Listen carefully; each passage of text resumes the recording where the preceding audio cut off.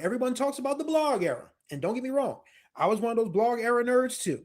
I just wasn't as ardent about it as everyone else. But if you want a real snapshot of what the blog era of hip hop and R&B was like, listen to Return to Forever by Big K.R.I.T.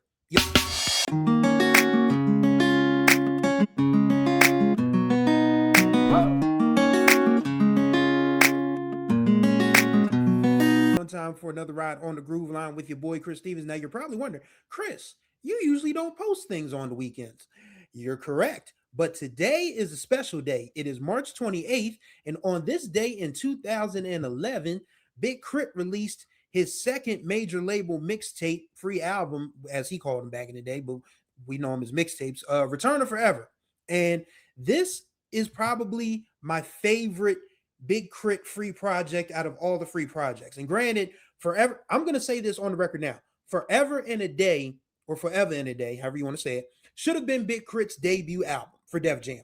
But Def Jam just screwed him over so royally that we got Cadillactica, Live from the Underground, and those were not bad albums, but that wasn't the essence of what made us all fall in love with K.R.I.T in the first place. And that, of course, was the soul sample production, which he was as good at as anybody else at that point in time in the history of rap, R&B, hip hop, you name it. He was the best at it, in my opinion. But yeah, Return to Forever, it's a very fun, sprawling project for one. It's more like it feels very nocturnal to me. Like I think K.R.I.T did a lot of this stuff at night. I can't be proven right or wrong about that, but it felt like a lot of the stuff that he was doing on R4 just was like made for, late night driving. Like even down to the intro, it just felt like, we was talking about, hey, my brother, how you doing? It's good to see you. Good to see all of y'all. When the lights get dim and the crowd get loud, people waiting on change. Yeah, that I mean the intro, even just that, it just felt like, you were entering like a nightclub or something, like a speakeasy or, you know, whatever. And, this after hours and everybody's ready to have a good time. Even rising, just the tempo of the album or the mixtape, however you want to call it, just felt like something that you would listen to when you're going for a night drive in the summertime, which I can't wait to do again now that I realize that my car has a CD player. So I'm actually going to burn a copy of Return of Forever, which I have on an old laptop, and just pop that in for summer nights and go cruise. But yeah, some of my favorites on this album. For one, we got to talk about my sub, the original. K.R.I.T has done 6 or 7 or maybe even 8 versions of my sub, but none for me hit quite like the original. Like that beat just sounds like what he was going for in that UGK, A Ball and MJG lane, which he always got those comparisons, to Ball and G, and of course Pimp C. Everybody say he was Pimp C reincarnated and all of that good stuff. But yeah, the originals, my sub just feels like it just doesn't go wrong anywhere. And then of course at the end there's the interpolation of the Regina Bell sample of Baby Come to Me, the beginning when she's, screaming, not screaming, but singing in the beginning. I can't sing, but anyway. But yeah, that's how it ends. And Time Machine with Chameleonaire. The Chameleonaire, he gets underrated because he was one of those few rappers that didn't cuss and actually still made entertaining music. And his verse on Time Machine is great. But K.R.I.T's verses on Time Machine are good too. When he's talking about, how his dad, was, talking about, there'll come a time where I can't be there when you need me. He let my seat back, way, way back. It come to music, yeah, you need that. Don't go chasing hoes, boy, go chase this cash. Like his dad was giving him the game in their car. So, that's why K.R.I.T is talking about the time machine, because it takes him back to those days when, he was chilling with his dad. And now that he was grown, he was understanding everything that his dad was saying to him at that particular point in time. And Amtrak is another favorite. Oh my God. That has one of my favorite bass lines in the last 20 years. I don't know who K.R.I.T sampled for that. Maybe he had somebody in the studio playing it for him, but that song, it sounds like some 1950s, 1960s Motown stuff until you get to the point of the message. K.R.I.T about, I know you hear this train coming. Yeah, bitch. I know you hear this train coming. You know you want to ride on my locomotive, and I bleed the brakes off the train till you can't control it. Like just his sense of harmony. he's not the greatest singer, but he doesn't have to be because he's just being himself. I mean, and it's not like he sounds bad. I'm just not saying he'll never be mistaken for a singer rapper. I mean, Prince B from PM Dawn, God rest his soul, he will not be.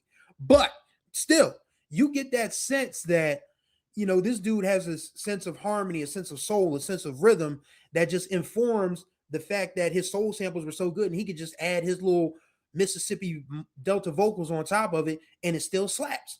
And Amtrak is still going to be one of my favorite. Amtrak is probably one of my 10 favorite K.R.I.T songs, and I've got a top 50 of those because I got a real quick interruption before I get back to the highlights of the album. It's important to note 2010, this is 15 years ago, 16 years ago, actually. Damn. Anyway, so I'm working in a small place called St. Mary's County, Maryland. And if you are black, and if you've never been to St. Mary's County, Maryland, don't go. Don't go. But yeah, I was there working as a sports reporter, hated the town. Well, not the town, the entire county, because it was full of rednecks and racists. My newspaper was owned by a redneck racist who thought he was better than everybody else, but his breath smelled like a 1948 built. I digress. Yeah, but there was a sports reporter at a rival newspaper, even though we didn't consider each other rivals because hello, we worked in a small podunk ass county. We were following the same stories. Brother by the name of Trey, and Trey is I'm one I'm still cool with today. And so he's like, man, you never heard Big K.R.I.T was here. He's like, man, we listened to this in the car before we do the next football game. So we ended up doing a football game together on one of the county championship games, and he had a Dodge Charger. I had a Pontiac Bonneville. Tell you how poorly my paper paid and how well his paid. But yeah, I'm sitting in the front seat of his Charger, and I'm hearing the Return of Forever song. I'm hearing Children of the World. I'm hearing country shit. I'm hearing all of these great Big K.R.I.T songs from that album, and I'm like, whoa. So I was on the lookout for his next project, and then when he announced that R4 was coming out, I said, yeah, let me go ahead and get on this. This is back when Dat Piff was the thing. Rest in peace to Dat Piff, one of the greatest music sharing sites ever, the greatest mixtape site ever invented. God, I wish people would have kept the stuff from Dat Piff. But anyway, when it dropped on Dat Piff on March 28th, 2011, I got it quickly, downloaded it with the quickness, and listened to it all day and all night. And it's so funny because I got fired from that newspaper 3 days later, March 31st, 2011. And I went home and I listened to Return of Forever. I just sat in my apartment and just vibed out to that album until I felt like going to sleep. And then I got up the next day and said, okay, it's time to find the next adventure. And I ended up finding a newspaper job back home in Delaware. So really, I literally was out of work for 3 weeks. That was it. But yeah. So yeah, back to R4 though, which helped me come back home, helped me get acclimated to coming back home to Delaware. So I get, I've talked about Amtrak, I've talked about my sub, and Suki now with David Banner. I think that was an important song because a lot of stuff was made about, K.R.I.T taking the mantle from David Banner, and people kind of misquoted him. And when he was saying that he was actually inspired by David Banner, because of course David Banner earlier in the 2000s had a nice little run, big girls get down on the floor like a pimp. Yeah, like, and having Banner on that song and Banner doing, K.R.I.T was, in his, Mac pimp bag, his party bag. But David Banner gets on there and, gives some levity to the song, which was needed when he was talking about all the lynchings that were still going on in Mississippi as of 2011, at the time that song was recorded. I mean, but it doesn't, for some strange reason, it doesn't take away from the song. It just makes you remember that, yeah, black people, we know how to have a good time in the face of certain racism and bigotry and all of that other stuff. So it's a wonderful, wonderful song. I mean, just there's not a bad song on this album. I mean, Get Right is one of my personal favorites because that's one for the car. I mean, the entire album is for the car, but Get Right, whenever that comes up on my because one of the few songs that K.R.I.T was able to clear when he started putting, the mixtapes on stream. And Get Right, whenever that pops up on my drive time playlist, man, I'll be vibing. I absolutely vibe. And he's really introspective on this too. You have King's Blues, which is a Badu sample. That one's off the Badu sample is taken off, unfortunately. But if you get the original version, the 2011 version, there's Erica Time's a wasting. Don't you take your time, young man. Like, and he's talking about, how broke he is. He got to dig in his mom's couch to go to do the dollar menu at McDonald's. And he's like, he says, "Mom, be careful because she know when I'm scheming. Lottery winners don't run in my family. Maybe they'll listen to me if I pull the strap out, like give me everything, or I'm a blackout, and then you hear the gun click." Like he's talking about real life problems. People are broke. I mean, people were broke in 2011. We all broke in 2026. Don't let anybody tell you they making money. That is exorbitantly rich because they either lying or they scamming or they robbing in some form or another because it's tough out here.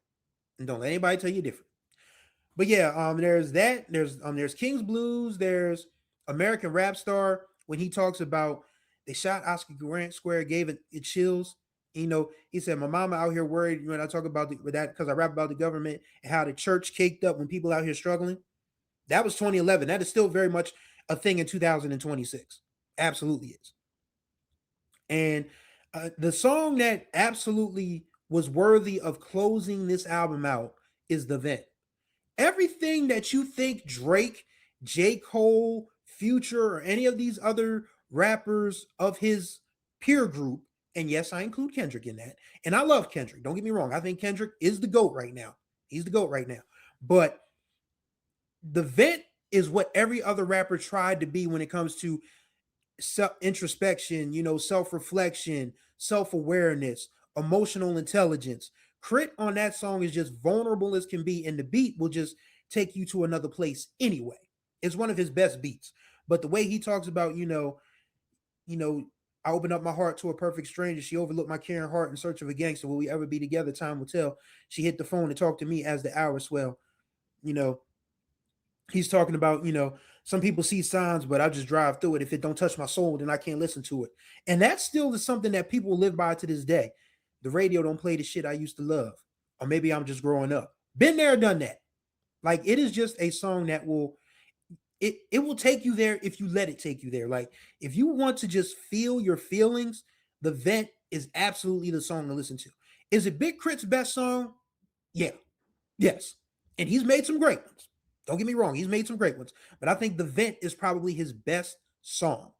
And this entire album, track or mixtape, free album, whatever you want to call it, track for track, I think is his best because it was like he got into a zone after K.R.I.T Was Here made him famous. I mean, because he's been doing music for years. I still got to listen to the pre-K.R.I.T Was Here stuff. I got to find a way to find that stuff.